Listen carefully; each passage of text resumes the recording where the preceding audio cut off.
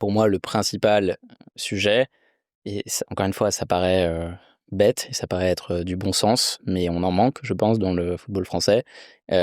C'est juste de sortir de la croyance que les droits médias vont continuer à augmenter à 1 milliard, 1,5 milliard, 2 milliards au cours des prochains cycles, et sortir de la croyance que on va toujours pouvoir s'en sortir en équilibrant notre résultat net avec des revenus exceptionnels qui viennent des transferts de joueurs.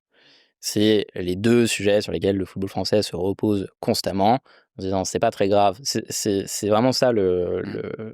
l'état d'esprit de la plupart des clubs. C'est pas grave si on termine à -20, -30, -40, parce qu'on arrivera toujours à sortir 1 ou 2 joueurs du centre de formation, à valoriser 1 ou 2 joueurs de notre effectif professionnel, à les vendre et à équilibrer le résultat.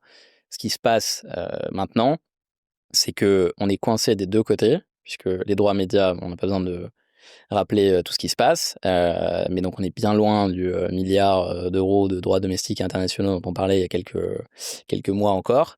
Les clubs ont perdu sur leur budget de la saison prochaine 30 à 40 de leurs revenus. Ils ont littéralement une case de leur compte de résultat dans laquelle il y a rien. Et donc on perd des revenus sur les droits médias, et le problème, c'est que le deuxième aspect, les ventes de transferts, pas besoin d'être un expert en vente et en commercial pour comprendre que quand le marché entier sait que vous avez besoin de vendre, c'est pas là où vous allez tirer les meilleurs prix.